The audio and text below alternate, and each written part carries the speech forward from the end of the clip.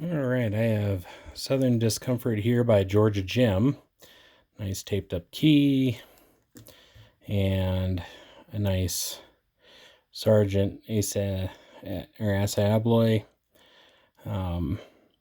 May or may not have peened this, so I'm guessing 6 to 7 pins.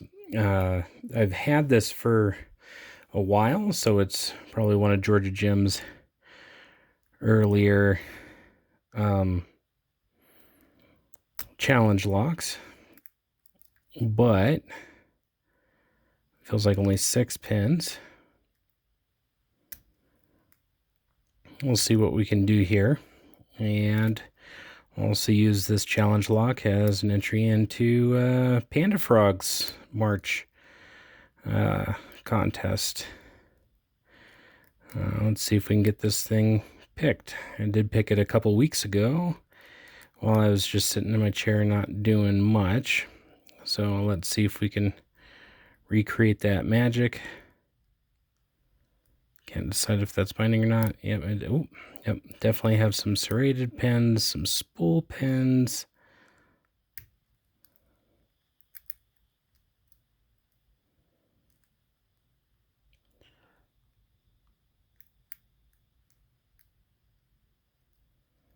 Okay, 1, 2, 3. 3 won't budge. 4, 5, 6. Let me hit the camera. Come 1, 2. Whoa. And I don't know what I just did there. I think I probably overset some stuff. Let's see. 1, 2, 3, 4. Oh, 5's binding.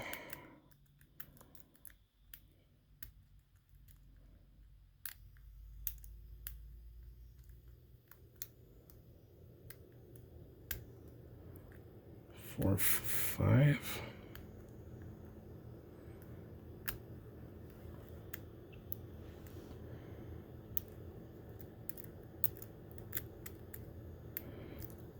Okay, I'm going to reset really quick.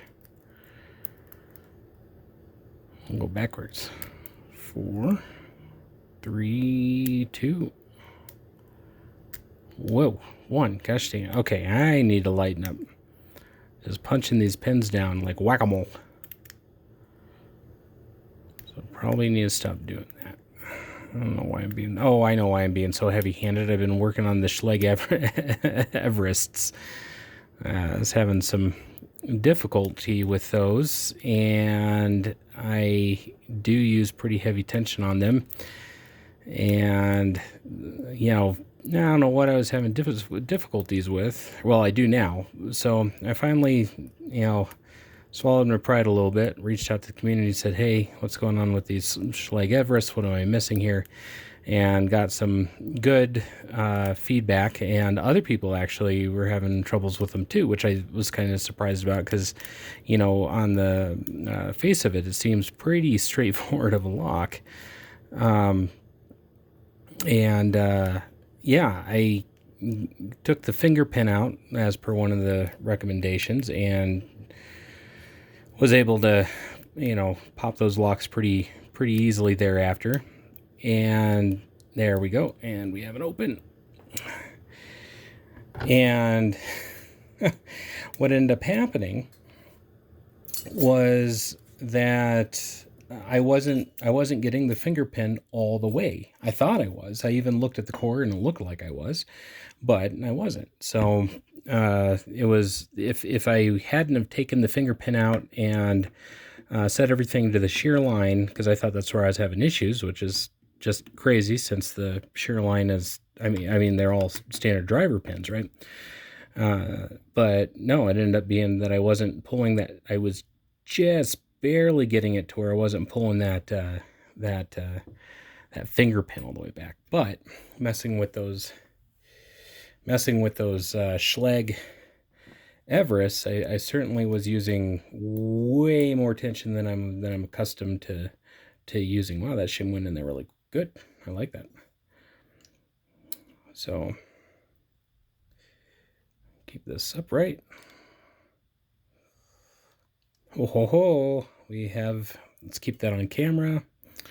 Let's see here. Okay. So we'll go ahead and move this kind of over, and I'll end up tilting in and zooming. But we do have some trickery in the core. And with the pins, oh, I like this one. Yep, 1, 2, 3, 4, 5, 6. So if we look at the core, we can see that we have some counter milling there. Very tricky. Keep that in the frame, and we'll turn around these. It looks like a whole bunch of torpedo key pins.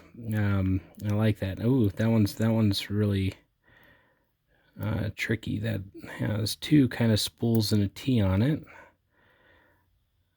That one's a tapered. Okay, so I don't feel so bad. So I was having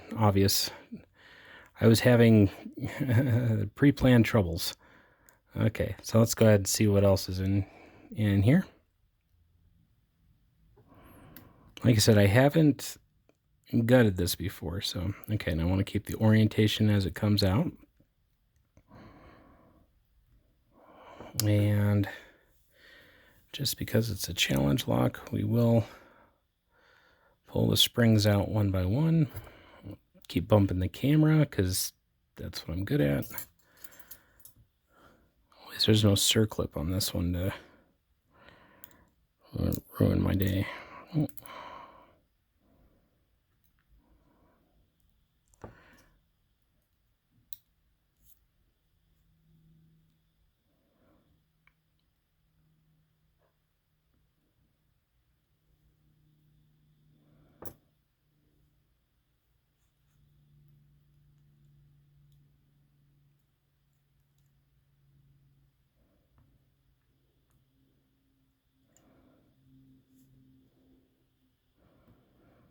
Okay, so nothing tricky with the springs thus far.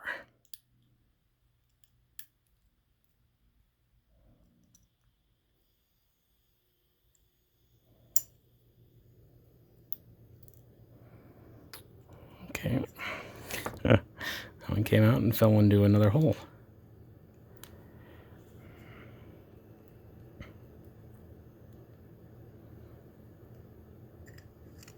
Let's go ahead and take this one out of the back. Whoa. Or that way. Yep. Okay. Thank goodness there were two regular springs. Okay. Sorry, George. Okay. Or Jim. Georgia. Jim, Georgia. All right. Let's see if we can see any evidence in the core. So it doesn't look like anything was done there, so maybe he did leave that repeened. But if we move the camera, if I can remember how to move the camera, and zoom in. Okay, we'll use that for now. Like I said, if anybody has better photo techniques, but you can see these beautiful torpedo pins, this kind of spooled T-pen, spool with a nice cut T-pen, kind of a torpedo spool T, and this is tapered. We do have two regular pins, but then we have kind of like the backwards torpedo up here. That's tapered, this vase shape, and then like two goblets here that are way serrated and what have you. So, and actually these should be flipped, I believe the other way, but there you go. That is GeorgiaJim's Southern Comfort. Let's take a look at the bitting really quick. Let's move all these down. So, okay, so yeah, that one was a little bit difficult to reach into. Kind of pretty deep compared to some of these. That's a really long pin. I bet I overset those two a couple times because those looks like they're overset traps. But there you go, GeorgiaJim's Southern Discomfort. Thank you very much, Georgia Jim for that, and I'll get this packed up and sent off to Dusty and Wendy. Take care.